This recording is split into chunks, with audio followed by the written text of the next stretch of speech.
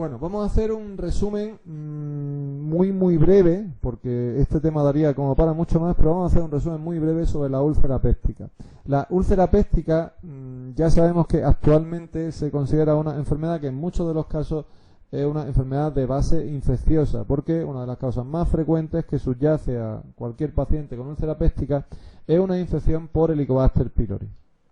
Helicobacter pylori es un bacilo gram negativo que es capaz de colonizar la mucosa gastroduodenal y que de hecho es muy frecuente que las personas tengan una infección por Helicobacter pylori. Se considera que a nivel mundial entre un 50 y un 60% de personas pueden tener Helicobacter pylori. Lo que sucede es que en la mayoría de ellos no da clínica, o por lo menos no una clínica que sepamos reconocer nosotros actualmente, porque las manifestaciones de simplemente dispepsia no se las hemos conseguido todavía atribuir a él. Hay algunos cuadros que sí se los hemos atribuido y hay otros que no terminan de estar muy claros. Por lo tanto, puede haber muchos pacientes que sean asintomáticos y que nunca necesitaran la erradicación, el tratamiento del Helicobacter pylori. Pero hay algunos pacientes en los que, algunas personas que por su sintomatología, por su cuadro clínico, sí va a ser necesario hacerle un diagnóstico y, en su caso, un tratamiento de la infección por Helicobacter pylori. Este diagnóstico se hace con algunas pruebas iniciales para ver si un paciente realmente tiene infección por Helicobacter, en donde podemos distinguir dos situaciones. El paciente, por su situación clínica, puede necesitar una endoscopia. Se trata de un paciente en el que sospechamos que hay una úlcera, por ejemplo. Pues la prueba principal que se hace a un paciente con úlcera es una endoscopia, y ya que estamos en el tratamiento, en el diagnóstico endoscópico, pues ahí aprovechamos para hacer la prueba de detección del Helicobacter pylori. Se puede hacer una prueba rápida con la ureasa, o se puede hacer pruebas que sean más específicas, como por ejemplo el cultivo biopsia. Mientras que si el paciente no precisa de una endoscopia de entrada, pero sin embargo queremos saber si tiene infección por Helicobacter pylori, se le pueden hacer pruebas como pueden ser la del aliento con urea, que es muy facilita, se le hace simplemente soplar por un aparatito y tenemos los resultados sobre la marcha, o bien la determinación de los anticuerpos, que se hace por serología. Esta prueba serviría como cribado, pero no nos sirve posteriormente para confirmar si el tratamiento, por ejemplo, ha sido efectivo, porque los anticuerpos permanecen aunque consigamos erradicar el germen. Por lo tanto, la serología se puede hacer en personas que sospechamos que puedan tener Helicobacter pylori, pero no la usaríamos como prueba de confirmación de la erradicación. En este caso, cuando queramos confirmar, que se suele recomendar en la mayoría de los casos, sobre todo de las personas con úlcera, por ejemplo, se suele recomendar que se confirme que el tratamiento ha sido eficaz, o sea, la confirmación de la erradicación. Seguimos el mismo esquema que hemos dicho antes. Si la confirmación de la erradicación requiere también endoscopia, por ejemplo, porque se trate de una úlcera gástrica, de una úlcera duodenal complicada, de un linfoma MALT, etcétera, etcétera, aprovechamos para hacer una prueba de cultivo biopsia, una prueba rápida de la ureasa. Mientras que si no es necesario hacer una confirmación endoscópica, como puede pasar, por ejemplo, en la úlcera duodenal no complicada, la confirmación se haría con el aliento con urea, la prueba que hemos dicho antes, o con la determinación del antígeno fecal. ¿Cuándo hay que buscar y hay que tratar Helicobacter pylori? Pues estas son indicaciones que están cambiando continuamente, porque se están añadiendo o se están quitando según que la evidencia de los ensayos clínicos nos demuestre su efectividad o no. Tenemos por ahora claro que son situaciones en donde es beneficioso erradicar Helicobacter pylori y, por lo tanto, investigarlo previamente: úlceras gástricas y duodenales, el linfoma MALT de bajo grado, el cáncer gástrico, familiares de primer grado de pacientes con cáncer gástrico y esto es algo que ha sido siempre un poco más discutido, una dispepsia que no esté claro, una dispepsia que no termina de estar clara en un paciente, por ejemplo, menor de 55 años, pues puede ser útil hacer esa detección del Helicobacter pylori. Una dispepsia con factores de alarma en pacientes mayores de 55 años y tal, también requeriría detectar Helicobacter pylori, pero seguramente hay previa endoscopia, como luego veremos. Indicaciones que no terminan de estar claras del todo, pues siempre se ha hablado de la dispepsia funcional, por ejemplo, y no terminamos de tenerlos claros. Pacientes que van a recibir tratamiento prolongado con AINES, en estos pacientes parece que el Helicobacter pylori no hace más probable que los AINES provoquen lesiones, pero sí que puede hacer que las lesiones sean algo más graves. Entonces hay muchos autores que recomiendan que un paciente que va a recibir tratamiento prolongado con AINES, si tiene infección por Helicobacter pylori, se le erradique.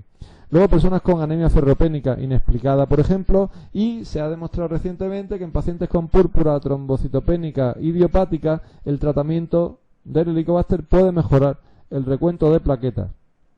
Esta detección que estamos diciendo se va a hacer, si es necesario, por endoscopia y biopsia, o por test de la ureasa.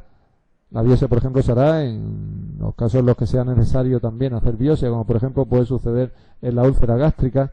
Y en la dispepsia, lo que se suele recomendar ahora en la estrategia, el test y tratar, que se dice en Estados Unidos sobre todo se usa esa estrategia, que es hacer el test. Si el paciente tiene Helicobacter pylori, se le trata y no se hacen más investigaciones. Parece que la dispepsia puede mejorar en un porcentaje significativo de personas, pero insisto, esto seguramente va a ser sometido a nuevas revisiones porque no todo el mundo termina de estar totalmente de acuerdo con esta estrategia. ¿Cómo se trata la infección por Helicobacter pylori una vez que hemos confirmado que hay realmente infección por él? Pues también esto ha ido cambiando a lo largo de los años y se ha ido modificando según se han visto resultados de una u otras pautas. En principio se dijo que la pauta mejor era de 10-14 días, luego se hicieron y se desarrollaron pautas más cortas de 7, posteriormente parecía que estas no tenían tantos resultados, pero ahora mismo se ve que la efectividad es bastante similar en pautas de 7, 10, 14 días. O sea que según preferencias, según la posibilidad de cumplimiento del paciente, y normalmente los fármacos que solemos emplear en la pauta CAO con amoxicilina, claritromicina y omeprazol. ¿Qué sucede si no hay respuesta al tratamiento? Nos planteamos una pauta cuádruple, a lo mejor añadiendo bismuto y cambiando un antibiótico por otro. También sirven, por ejemplo, el metronidazol, también sirve la rifabutina, también sirven las propias quinolonas, etcétera. O bien, si se ha hecho una pauta de 7 o de 10 días, hacer una nueva pauta cambiando uno de los antibióticos y esa pauta hacerla de 14 días. Si aún así con ese segundo tratamiento no responde, tenemos un tratamiento, digamos, de reserva, que es la pauta omeprazol, amoxicilina, levofloxacino durante 14 días. Bien, con esto ya sabemos manejar aproximadamente tanto el diagnóstico de las infecciones por Helicobacter, cuando es necesario buscarlo, como el tratamiento en los casos en los que efectivamente el test resulta positivo. Y ya sabiendo todo lo que hay relacionado, una gran parte de los conceptos relacionados con Helicobacter que nos sirven para enfrentarnos con la úlcera péptica, podemos entrar en el tema en sí. La úlcera péptica, en su patogenia reconocemos dos grandes causas, que son Helicobacter pylori, cuadro infeccioso, o es un efecto secundario por tratamiento con fármacos antiinflamatorios no esteroideos. Estas son las dos causas principales. Hay otras causas, y en esas otras causas lo que reconocemos sobre todo son síndromes de hipersecreción, como puede ser, por ejemplo, el síndrome de Zollinger-Ellison.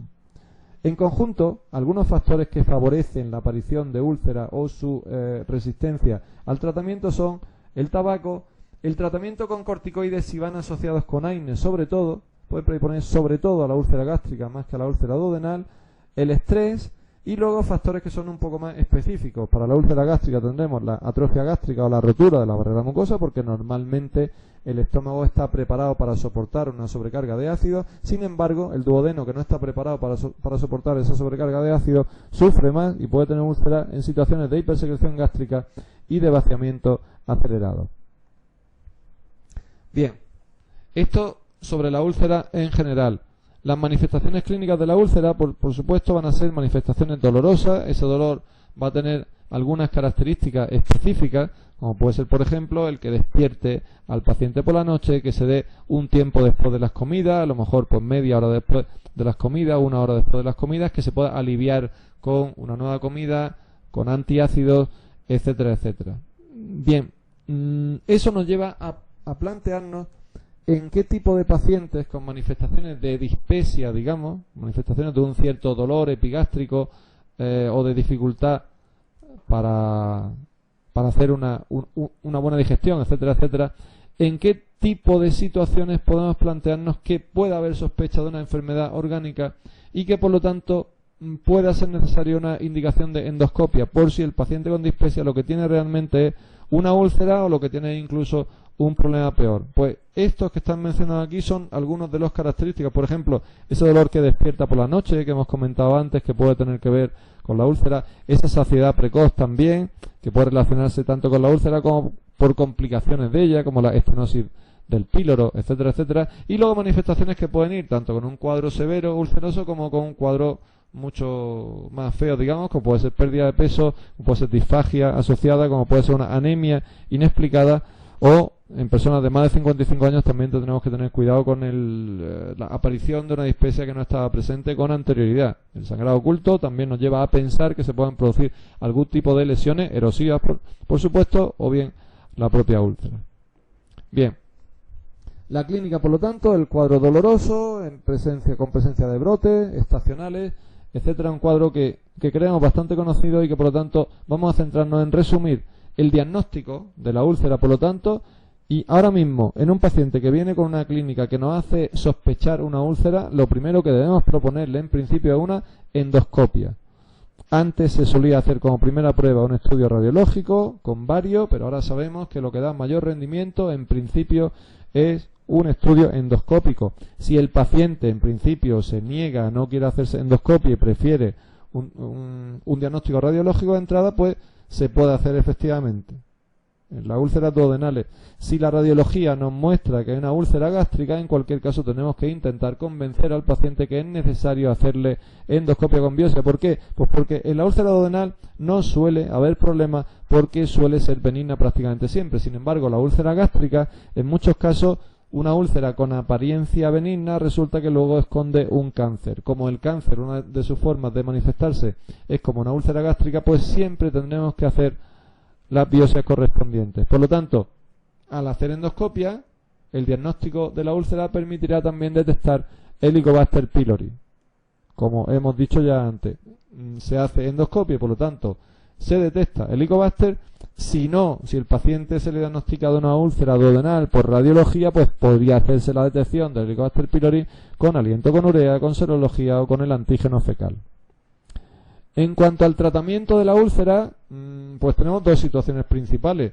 La úlcera por AINES, lo que se hace, si se puede, se suspenden los AINES. Si son necesarios, se reducen la dosis a lo mínimo posible. Y junto a ello damos inhibidores de la bomba de protones durante 8 semanas, si ha suspendido la toma de AINES, o de forma indefinida si el tratamiento con AINES también lo va a hacer.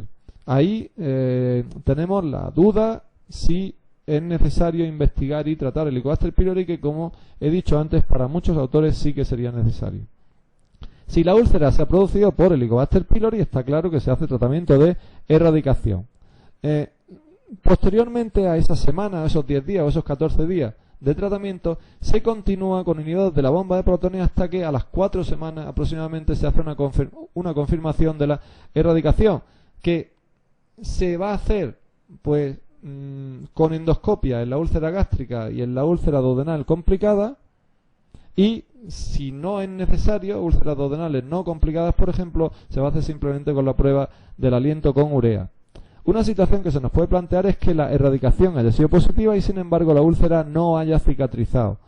Una de las causas posibles para ello son, por ejemplo, el tabaco y síndromes de hipersecreción gástrica. Por lo tanto, se suele recomendar hacer un tratamiento más prolongado con inhibidor de la bomba de protones, que se puede mantener durante a lo mejor 8 semanas. En otros casos, lo que hay que investigar, si no hay Helicobacter pylori, si no hay toma de AINES, hay que investigar síndrome de hipersecreción y tratarlo, como por ejemplo si se tratara de un gastrinoma, de un Zollinger-Ellison. En el caso de que no esté clara del todo la causa que lo ha producido, se hace un tratamiento continuado con IVP durante 4 o 6 semanas en la úlcera duodenal, 8 semanas en la úlcera gástrica.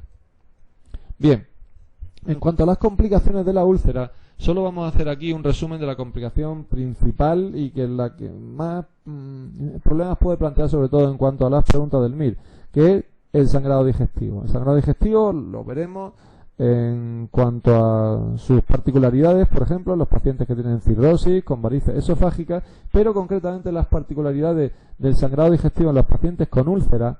Hay que tener en cuenta que una vez que un paciente con úlcera tiene un sangrado, no solo tenemos que valorar cómo hacer el tratamiento de esa situación aguda, sino también valorar el riesgo que pueda haber de recidiva del sangrado. Y para eso nos sirve que en la endoscopia veamos las lesiones que se observan y según la clasificación de Forres valoremos el riesgo de posible sangrado. Si al hacer la endoscopia hay una base limpia o hay una simple mancha de hematina en la úlcera, el paciente puede irse de alta a su domicilio con tratamiento con IVP orales. Por supuesto, se le hace también detección del Helicobacter pylori y se le pone tratamiento cuando sea necesario.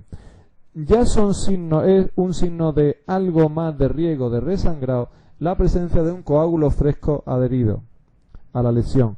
En este caso tenemos que hacer un tratamiento endoscópico, o sea, tenemos que esclerosar la lesión, una fotocoagulación, etcétera, y poner inhibidor de la bomba de protones intravenoso. Y el paciente tiene que estar ingresado 3 días.